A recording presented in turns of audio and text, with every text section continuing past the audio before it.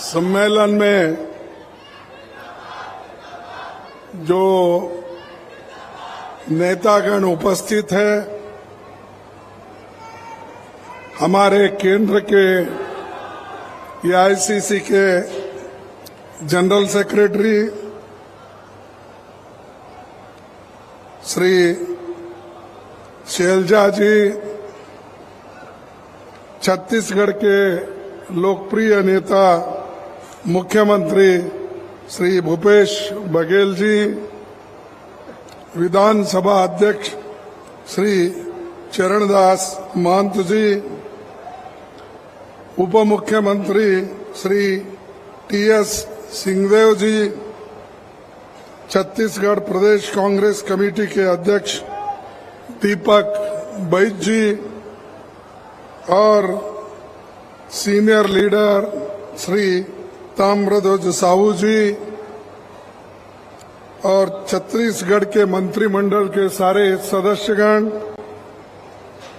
PCC के सभी नेतागण, डीसीसी, ब्लॉक, यूथ, महिला सेवा दल, सभी संगठन के हमारे साथियों,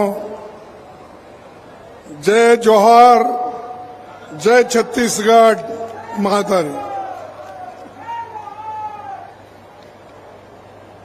ये छत्तीसगढ़ का जो सम्मेलन, भरोसे का सम्मेलन हो रहा है, जिसमें हमारे सभी नेताओं ने इसमें भाग ली, तो ऐसा सम्मेलन शायद देश के किसी कोने में या किसी भाग में नहीं हुआ। ये पहली बार है कि हर जगह ये भरोसे का सम्मान यहाँ छत्तीसगढ़ में हो रहा है और इसका नेतृत्व भूपेश बघेल जी कर रहे हैं। मेरा एक सजेशन है, जरा सोच के आप देखिए कि भरोसे का सम्मेलन के बजाय भरोसे का अनुष्ठान सम्मेलन अगर कहे तो बहुत बड़ा होगा, क्योंकि सिर्फ भरोसे का सम्मेलन बोले तो सिर्फ भरोसा दिए उसका सम्मेलन, ऐसा अर्थ निकलता है मेरे हिसाब में, क्योंकि मेरी हिंदी जरा कमजोर है ना। लेकिन ये भरोसे का अनुष्ठान सम्मेलन, तो ये अनुष्ठान करके लोगों को पैसे देकर, महिलाओं को मदद करके, विद्यार्थियों को मदद करके, युवाओं को मदद करके, किसानों को मदद करके अनुष्ठान होने के बाद ऐसे सम्मेलन हर जगह हो रहे। तो ये अनुष्ठान सम्मेलन बहुत भारी संख्या में चल रहा है, तो इसीलिए मुझे खुशी है और मेरी अध्यक्षता में कांग्रेस के 85वां महाधिवेशन छत्तीसगढ़ में हुआ। ये मेरे जीवन में भी एक नया इतिहास यहाँ पर आपने स्थापित किया। इस भाजपा सरकार नगर नार स्टील प्लांट का जो प्राइवेटाइजेशन करना चाह रही है, अभी उसका जिक्र भूपेश बघेल जी ने किया। अगर नगर नार स्टील कारखाने जो 2009 में अप्रूव हुआ था,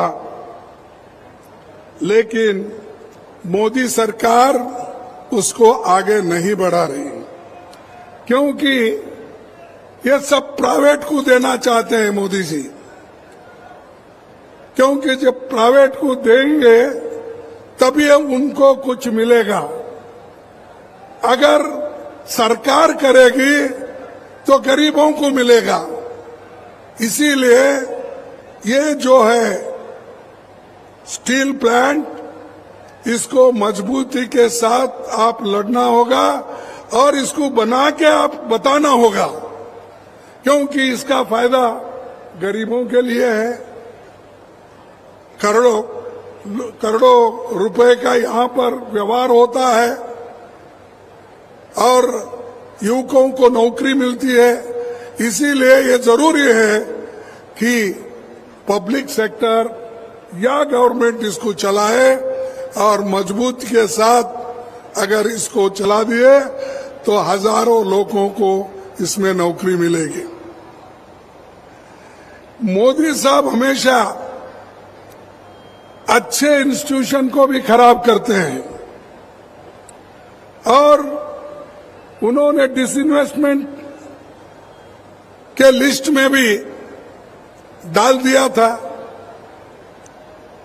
कई प्लांट उन्होंने हर जगह बेचते आए, कांग्रेस बनाते आई, मोदी जी बेचते जा रहे। हम लोगों को मदद कर रहे हैं, लेकिन वो उनकी रोटी रोजी छीन ले रहे हैं। यह आप सोचना चाहिए, खासकर दलित, पिछड़े, अति पिछड़े और आदिवासी गरीब लोग, ये सोचना जरूरी है, क्योंकि पैसे वालों को कोई दुख और दर्द नहीं है। उनके पास बच्चों को पढ़ाने के लिए पैसे हैं, अच्छे से रहने के लिए पैसे हैं, अपने जीवन बिताने के लिए पैसे हैं, लेकिन गरीब अपने पेट भरने के लिए काम करता है और वो कुछ नहीं मांगता, हमारे हाथ को काम दो।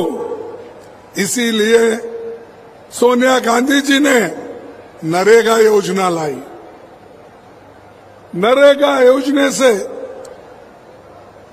हजारों लोगों को, लाखों लोगों को काम मिल रहा है और जो स्टेट में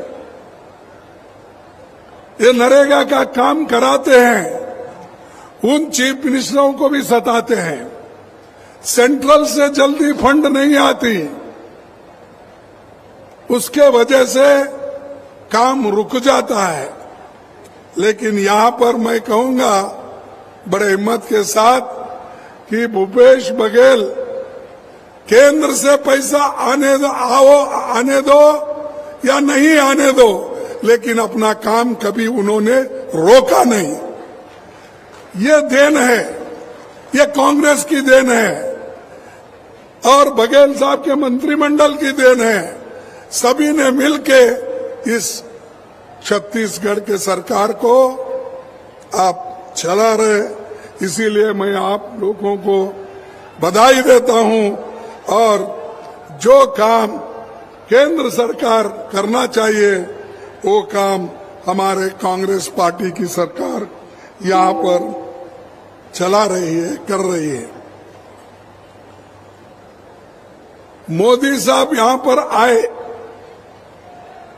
और छत्तीसगढ़ के जंगल, जमीन, पानी, इसके बारे में कुछ नहीं बोलते। उन्होंने यहां आए सिर्फ छत्तीसगढ़ के सरकार को गालियां देना और ये कहना, यहां तक मैं भी सुना कि ये सरकार गोबरी बेच के पैसा खा रहे हैं। अरे गोबरी बेच के पैसा अगर खाते तो इतना डेवलपमेंट छत्तीसगढ़ में नहीं होता। गोबरी बेचने वाले, खाने वाले गाय के नाम पे बीजेपी है, कांग्रेस नहीं। कांग्रेस हमेशा लोगों की मदद करती है। लोगों को मजबूत बनाने के लिए गोबरी लेना, कोऑपरेटिव सोसाइटी को देना। दूसरे चीज भी, छोटे मोटे जो कॉटेज इंडस्ट्रीज है उनको भी ये सरकार मदद कर रही है।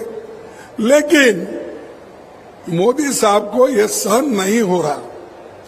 वो हमेशा कांग्रेस को सरकार कैसा गिराए और कांग्रेस को कुछ ना कुछ बोल के दब्बा लगाने का काम उनका है। और इस छत्तीसगढ़ में जो डायरेक्ट बेनिफिट 5 सालों में 1,75,000 करोड़ रुपए ट्रांसफर हुआ है और 5 सालों में छत्तीसगढ़ में 40 लाख लोग गरीबी से ऊपर उठे हैं। इतना रहते हुए मोदी जी ये कहते हैं छत्तीसगढ़ में करप्शन है। अरे 15 साल आपने रूल किया, 15 साल में बीजेपी क्या करके दिखाई? जैसा कि धान खरीदने का उन्होंने कहा, जो लिमिट थी उससे भी ज्यादा खरीदने का काम ये छत्तीसगढ़ की सरकार ने की, भूपेश बघेल ने किया। हर चीज केंद्र सरकार जो कहती है उससे भी आगे जाकर छत्तीसगढ़ की सरकार करती है। भाइयों, मैं और एक बात आपके सामने रखना चाहता हूं। पहले तो 27 जिले थे, आज कम से कम 33 जिले हो गए। पहले 150 तहसील थे, आज 233 तहसील हो गए हैं। छत्तीसगढ़ के लोगों की आमदनी 38% बढ़ी और राशन कार्ड भी उसी ढंग से बढ़ता गया। 53 से आज 73 तक हुआ है। तो इसलिए आप सोचिए, जो चीज पिछले गवर्नमेंट ने नहीं की, बीजेपी ने नहीं की, वो काम अगर कांग्रेस के चीफ मिनिस्टर और सरकार करती है, यहां पर आकर मोदी साहब उनका प्रशंसा करना चाहिए। वो छोड़कर वो गालियां देने का एक ही सुन, बार बार सबको कुछ ना कुछ बोलते हैं। और यहां तक उन्होंने कहा कि कांग्रेस अपनी पार्टी आउटसोर्सिंग की है। ये कहते हैं, अरे आउटसोर्सिंग तो उन्होंने किया, अदानी को दिया, बड़े बड़े लोगों को दिया, उनकी सरकार को, बीजेपी के सरकार को वो लोग चला रहे। हमारे पास तो लाखों कार्यकर्ता है, सैकड़ों नेता है, हम चलाते हैं कांग्रेस को। हम तुम्हारे जैसे आउटसोर्सिंग नहीं है। इस देश में जो लोकतंत्र है, उस लोकतंत्र के तहत अगर आपको चलना है तो सबको लेके चलना। लेकिन यहां पर तो सिर्फ 2 लोग चलाते हैं सरकार, केंद्र की 2 ही लोग चलाते हैं।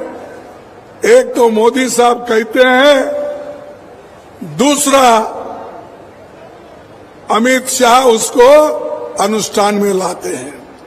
2 ही लोग, दूसरे किसी को पता नहीं क्या होना है क्या नहीं होना है।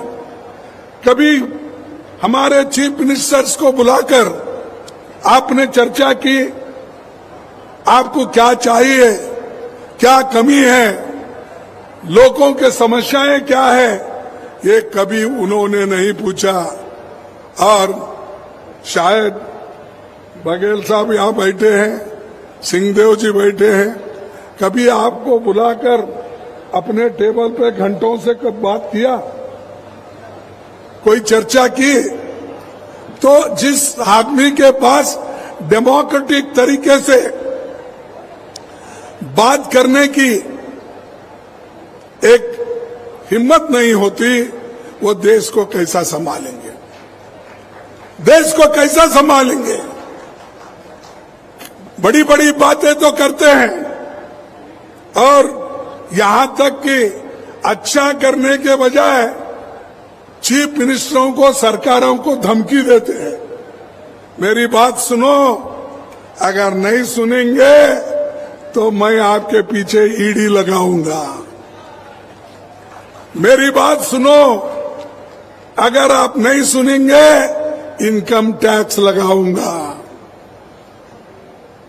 इस ढंग से उन्होंने ईडी, इनकम टैक्स, विजिलेंस, सबको,